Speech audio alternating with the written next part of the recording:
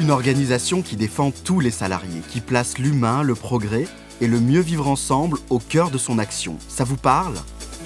Si c'est le cas, c'est que vous avez peut-être la fibre CFDT. Qui sait ? Mais au fait, c'est quoi la CFDT ? La CFDT, c'est avant tout des militants, des hommes et des femmes, sur le terrain, présents dans tous les secteurs d'activité, et qui tous les jours, ensemble, font bouger les choses pour faire progresser les droits des salariés. Et ces militants, forcément, ils portent les valeurs de la CFDT. CFDT, le D de démocratie, il veut tout dire. Justice sociale. La solidarité. L'émancipation, c'est-à-dire la capacité à tracer son chemin, en étant épaulé, mais en décidant soi-même. Liberté de penser. Ce qui caractérise la CFDT, c'est l'ouverture. On a le droit de pas être d'accord et on en discute. Négociation. Regard sur l'autre, alors je ne sais pas si c'est une valeur, c'est humanité, c'est regard sur le futur. Indépendance, autonomie, progrès social, voilà d'autres valeurs que partagent les militants de la CFDT. Et ils sont nombreux, 864 000 adhérents, plus de 1100 syndicats. La CFDT est implantée dans tous les secteurs d'activité, dans les grandes comme dans les petites et moyennes entreprises. Les 2/3 des adhérents sont issus du secteur privé, 1/3 des fonctions publiques et près de la moitié sont des femmes.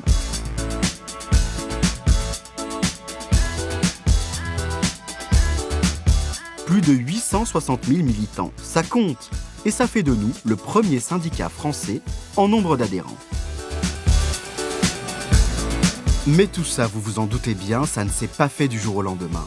Et oui, la CFDT a une histoire qui a su évoluer. Tout commence en 1919. La Confédération française des travailleurs chrétiens, la CFTC, voit le jour. Elle se construit autour des valeurs sociales de l'Église et elle s'organise sur des bases de solidarité et de défense des intérêts des travailleurs. Ce sont les racines de la CFDT.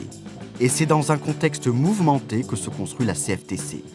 Crise des années 30, Seconde Guerre mondiale, décolonisation, des militants s'engagent dans la résistance et soutiennent les mouvements d'indépendance. Un courant laïque grandit dans la CFTC. Et c'est en 1964 que naît la CFDT. Au Palais des Sports, 3000 délégués ont participé au congrès extraordinaire de la CFTC. Elle est devenue la Confédération française et démocratique du travail. Elle incarne un syndicalisme qui veut transformer la société, un syndicalisme démocratique synonyme de progrès et d'émancipation. Nous avons le souci de présenter un syndicalisme moderne et attrayant. Puis arrive 68, 1968. Un vent de liberté souffle sur la société française et le monde. Dès le début, la CFDT soutient les étudiants en grève et appelle à l'action dans les entreprises. Rue de Grenelle à Paris, au ministère du Travail, les représentants du gouvernement Pompidou, les syndicats et les organisations patronales négocient.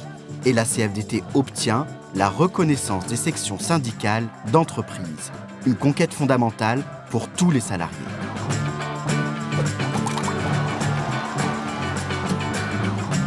Un an après l'arrivée de la gauche au pouvoir, 1982 est une autre date importante dans la vie de l'organisation et de ses militants.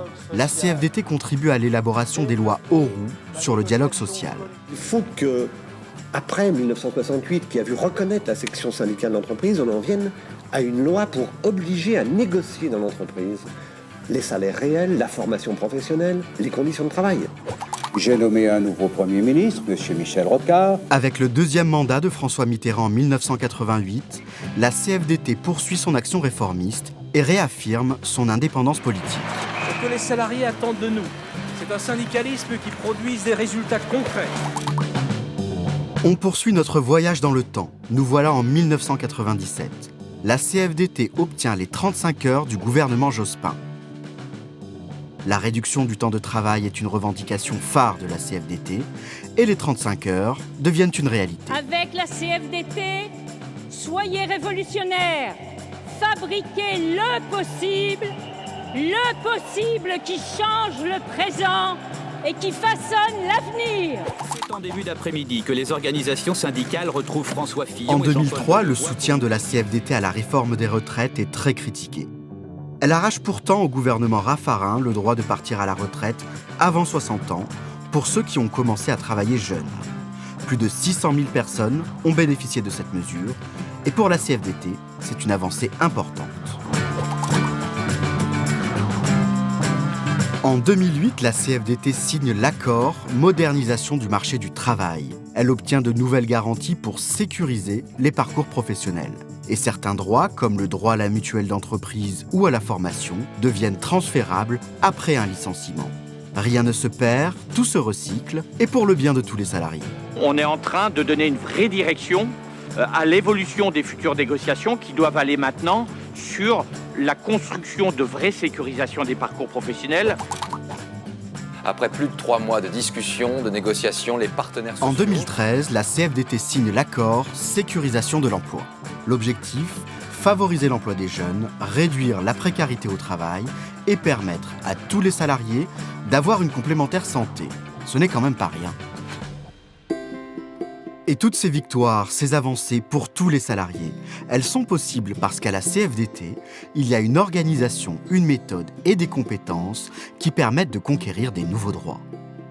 Alors concrètement, la CFDT, comment ça fonctionne ? À la CFDT, c'est simple, il y a un grand chef tout en haut qui décide de tout.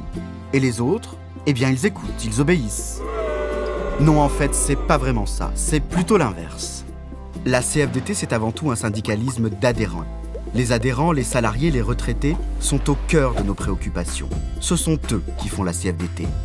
Être adhérent à la CFDT, c'est être représenté à tous les niveaux où se construit le droit des salariés. Dans les entreprises, les militants CFDT sont organisés en sections syndicales. Ils siègent dans les institutions représentatives du personnel et consultent les adhérents pour promouvoir leurs droits. Il y a ensuite le syndicat. Il regroupe les sections syndicales issues de la même branche professionnelle dans un secteur géographique donné. Les unions départementales et les unions régionales interprofessionnelles, quant à elles, regroupent les syndicats d'un même département ou d'une même région, tous secteurs d'activité confondus. À un autre échelon, il y a les fédérations professionnelles. Elles représentent les syndicats issus d'une même branche d'activité, mais au niveau national. Et enfin, il y a la conf, comme disent les militants, la Confédération CFDT. Sa mission, mettre en œuvre les orientations décidées en congrès par les syndicats. La Confédération coordonne les actions au niveau national et représente la CFDT au plan national, comme dans le syndicalisme européen et international. Vous l'avez compris, la CFDT, ce sont des hommes et des femmes présents partout et qui négocient à tous les niveaux dans l'intérêt de tous. C'est donc cette organisation, ce maillage, qui permet à la CFDT de proposer des solutions à des problèmes économiques et sociaux concrets. On se la refait ? Non, je rigole. Mais au fait, la CFDT, elle se bat pour quoi aujourd'hui ? Quels sont les grands enjeux de demain ? La CFDT, aujourd'hui, elle est mobilisée pour changer le quotidien des salariés. Ça veut dire un emploi pour tous, de bonne qualité. Ça veut dire de bonnes conditions de travail et de quoi vivre de son travail avec un bon salaire. L'ambition de la CFDT, demain, c'est de mettre fin aux injustices, aux inégalités. La CFDT veut bâtir avec les salariés un autre modèle de développement. Un modèle de développement qui soit source de progrès pour tous et de respect pour chacun.